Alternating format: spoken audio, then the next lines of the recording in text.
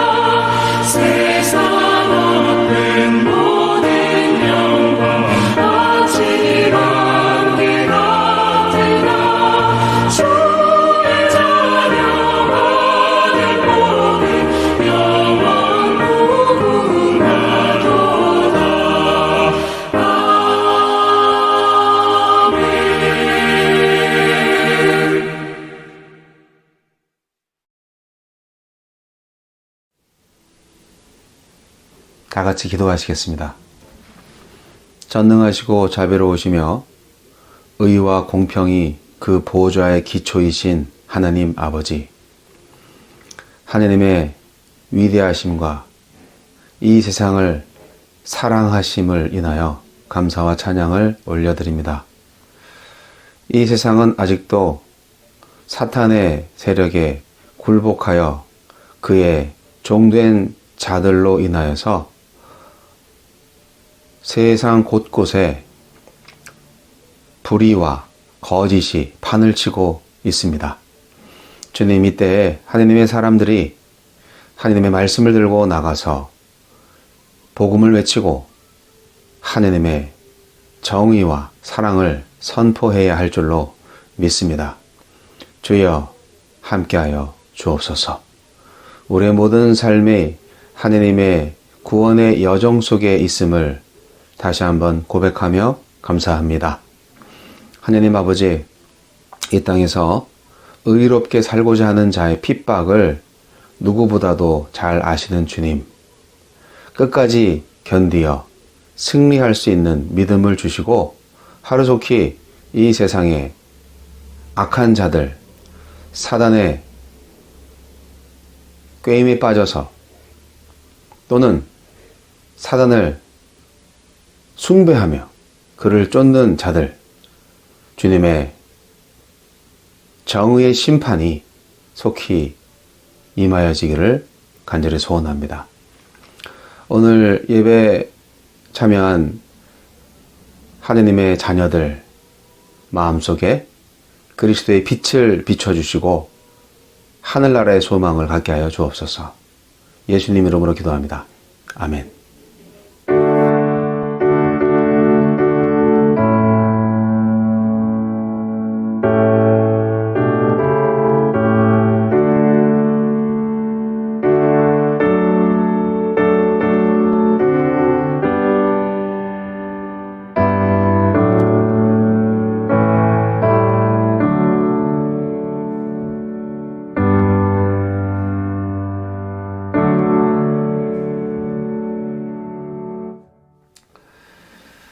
다시 한번 헌신의 마음을 다해서 하나님께 찬송하겠습니다.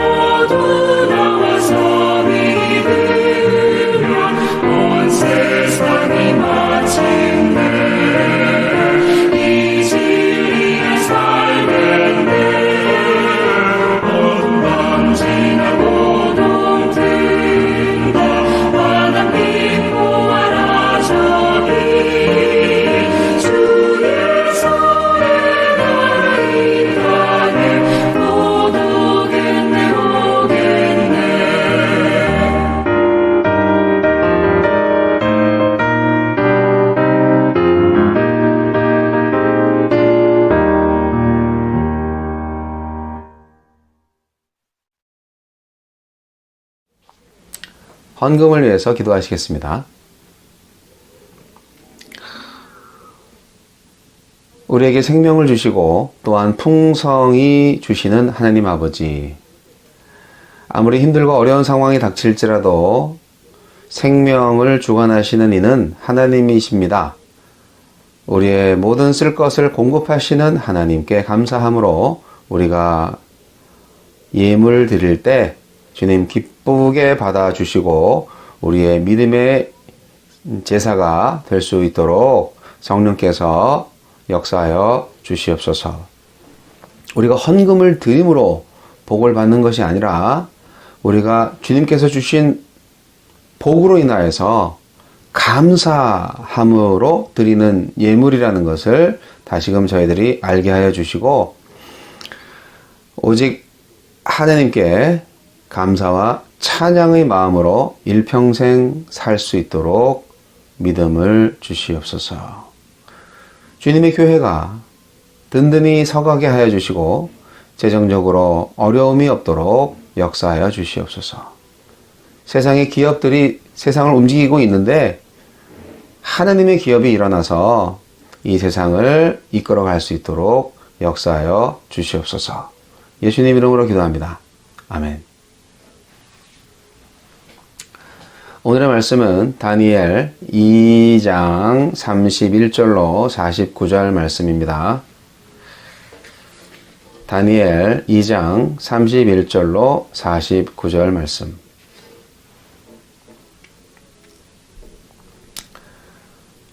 말씀보다 우선되는 설교는 없습니다. 오늘 설교 이전에 본문 말씀이 길지만 차분하게 읽어 보시기 바랍니다. 읽어 드리겠습니다. 왕이여, 왕이 한 큰 신상을 보셨나이다. 그 신상이 왕의 앞에 섰는데 크고 광채가 매우 찬란하며 그 모양이 심히 두려우니 그 우상의 머리는 순금이요 가슴과 두 팔은 은이요 배와 넓적다리는 노시요 그 종아리는 쇠요 그 발의 얼마는 쇠요 얼마는 진흙이었나이다.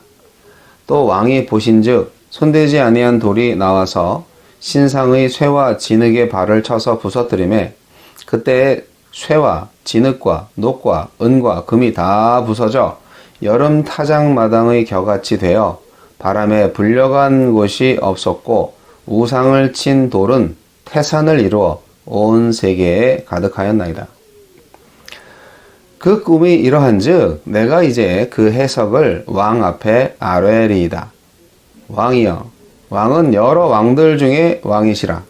하늘의 하나님이 나라와 권세와 능력과 영광을 왕에게 주셨고 사람들과 들짐승과 공중의 새들 어느 곳에 있는 것을 막론하고 그것들을 왕의 손에 넘기사 다 다스리게 하셨으니 왕은 곧 그 금머리니이다. 왕을 뒤이어 왕보다 못한 다른 나라가 일어날 것이요 셋째로 또 놋 같은 나라가 일어나서 온 세계를 다스릴 것이며 넷째 나라는 강하기가 쇠 같으리니 쇠는 모든 물건을 부서뜨리고 이기는 것이라.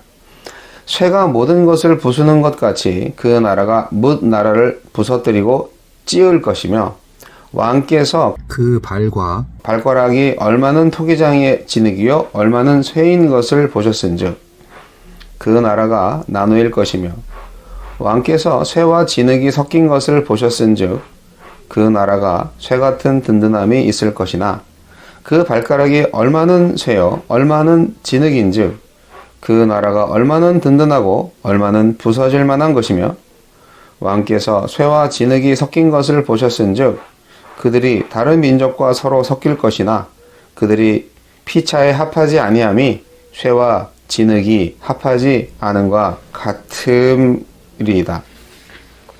이 여러 왕들의 시대에 하늘의 하나님이 한 나라를 세우시리니 이것은 영원히 망하지도 아니할 것이요 그 국권이 다른 백성에게로 돌아가지도 아니할 것이요 도리어 이 모든 나라를 쳐서 멸망시키고 영원히 설 것이라. 손대지 아니한 돌이 산에서 나와서 쇠와 놋과 진흙과 은과 금을 부서뜨린 것을 왕께서 보신 것은 크신 하나님이 장래 일을 왕께 알게 하신 것이라.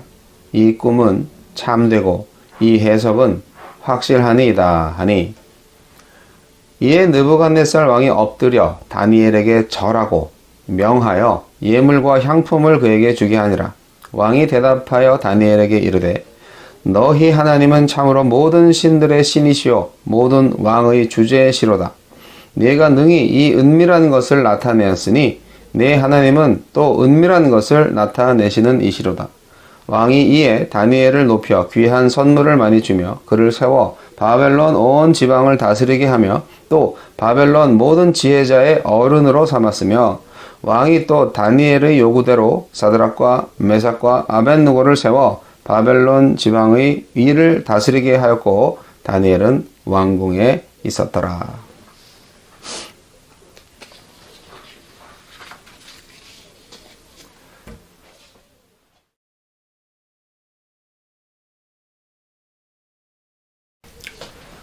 느부갓네살이 꾼 꿈은 단순한 꿈이 아니었습니다. 하나님이 이 세상을 다스리고 있다는 것을 드러내는 꿈이고요. 이 세상 역사의 종말에 대한 전 우주적 계시의 성격을 가지고 있는 꿈이었습니다. 느부갓네살 왕은 자신의 꿈을 해석하기 위해서 당대의 최고의 박수와 술객과 갈대아 술사들을 불렀습니다.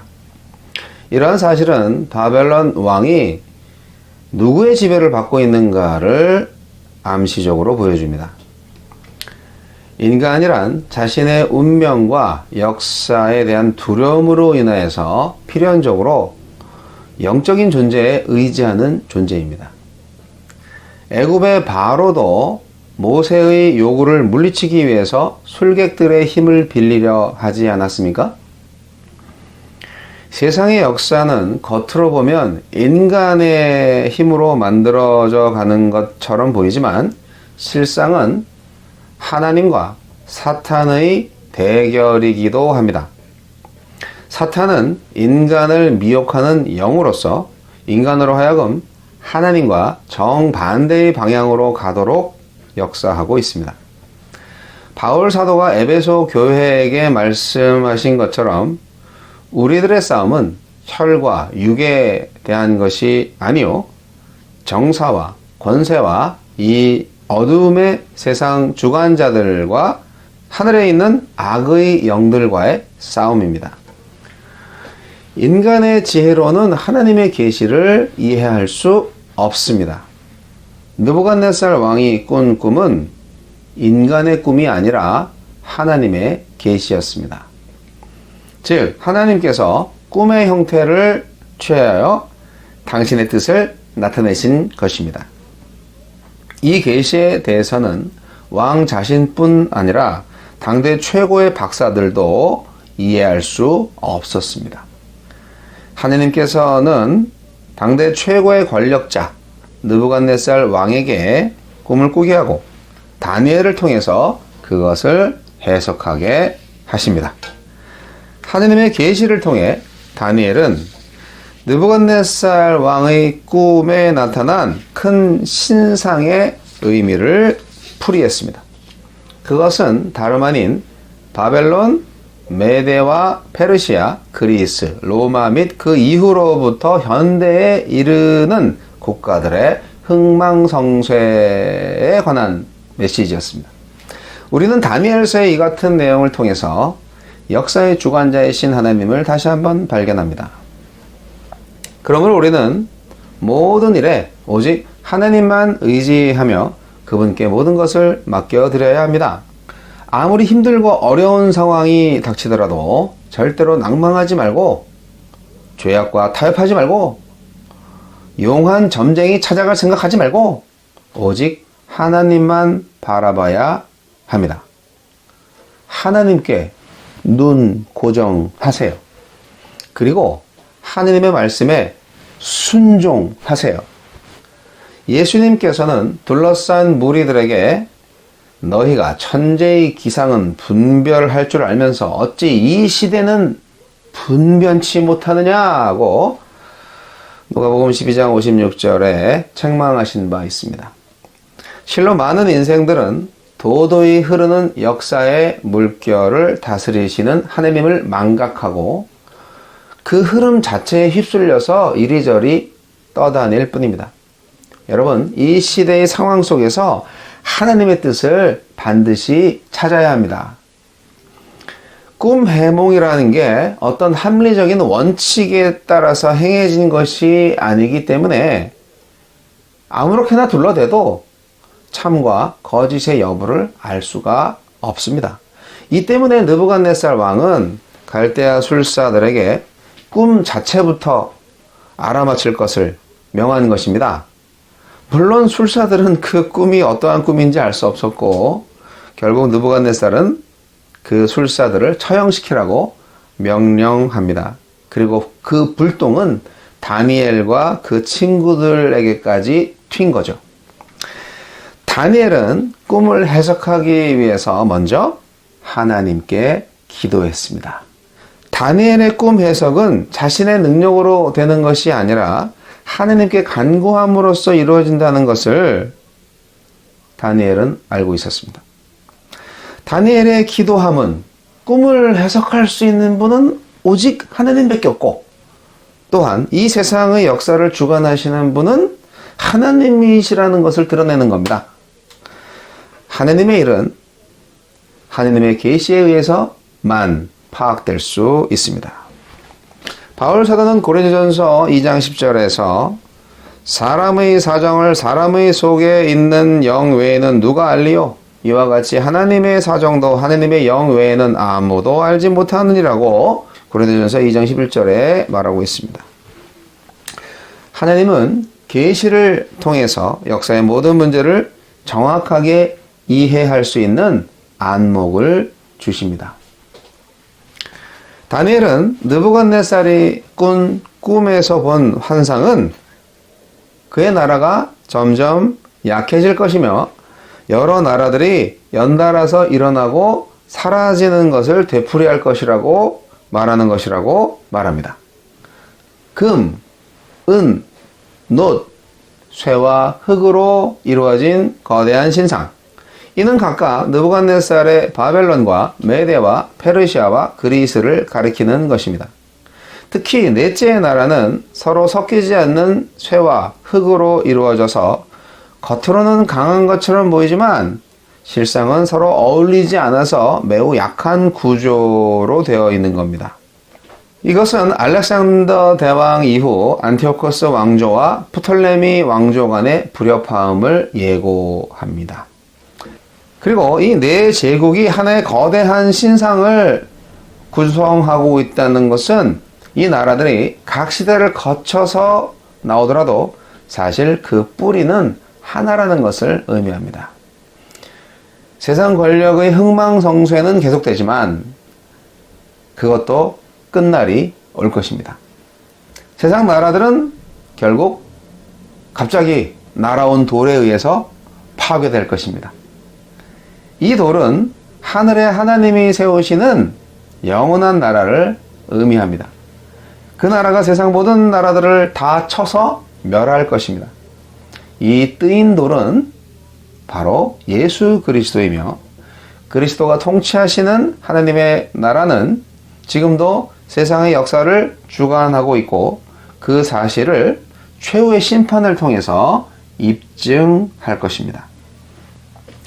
느부갓네살 왕은 다니엘이 자신의 꿈을 알아맞히고 해석까지 해준 것을 듣고 이 꿈이 다니엘의 말대로 하늘의 하나님으로부터 온 것임을 믿습니다. 그는 이제 시간과 역사를 주관하시는 분이 그 하나님임을 인정하고 하나님께 영광을 돌립니다. 심지어 해석을 전달해준 다니엘에게도 경배하면서 그를 제국의 제2인자, 온 지방을 다스리는 자로 삼음으로써 행정과 종교의 수장으로 임명합니다. 다니엘은 자신의 친구들을 잊지 않고 천거하여 다니엘 아래서 일하는 지방의 관리로 임명되게 합니다. 주님은 이렇게 하나님의 나라를 추구하는 자에게 하나님 나라를 맡아 운영할 수 있는 지혜와 능력과 기회를 주십니다. 사랑하는 성도 여러분, 과학 문명이 고도로 발달한 오늘날에도 샤머니즘의 영향력은 수그러들 기미를 보이지 않고 있습니다. 지난 10월 29일 대한민국 서울 한복판, 용산, 이태원에서 할로윈데이 거리 축제를 즐기러 나온 젊은이들이 너무나 많은 인파가 몰려 압사당하는 대참사가 일어났습니다. 경찰이 이날 대대적인 마약 사범 검거를 위해서 정복 경찰 배치를 자제하고 기동대도 일부러 보내지 않았다는 얘기가 있습니다. 나중에 상황이 악화돼서 파출소에서 기동대를 요청했는데도 상부에서 묵살했다는 것입니다. 실로 어처구니 없고 비통한 마음 그 말길이 없습니다.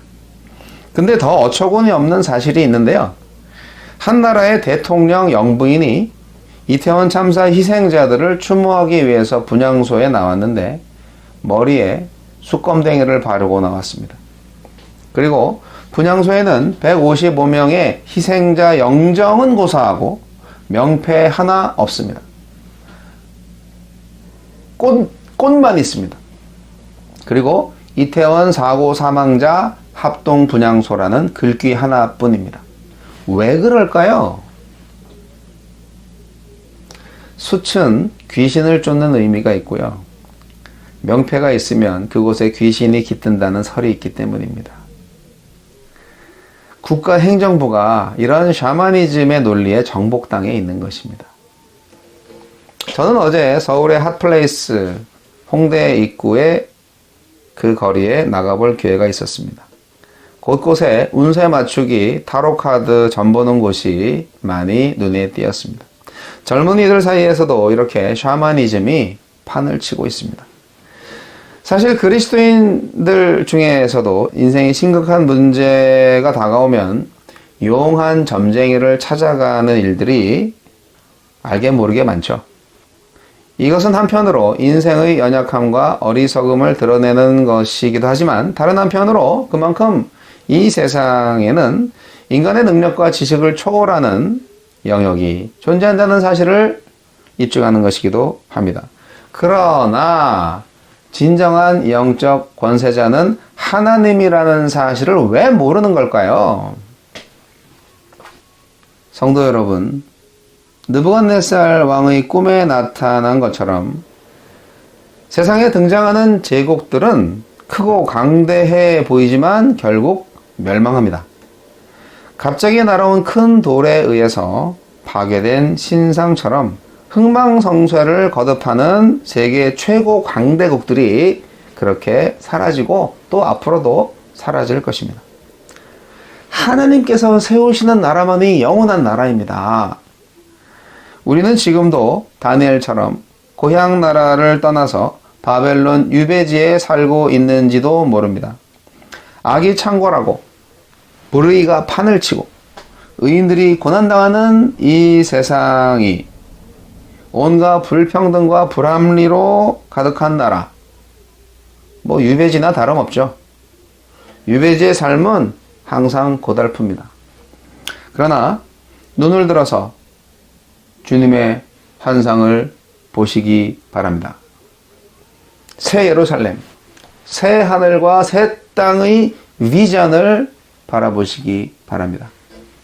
우리는 지금도 하늘나라 시민입니다. 다니엘처럼 믿음을 가지시고 세상 나라들을 다스리는 하나님의 나라를 만들어 가시는 하나님 나라의 일꾼 되시기를 주님의 이름으로 축복합니다. 기도하시겠습니다. 거룩하시고 자비로우신 하나님 아버지, 하나님의 계시를 보게 하여 주옵소서. 그리고 하나님의 말씀에 순종하게 하옵소서.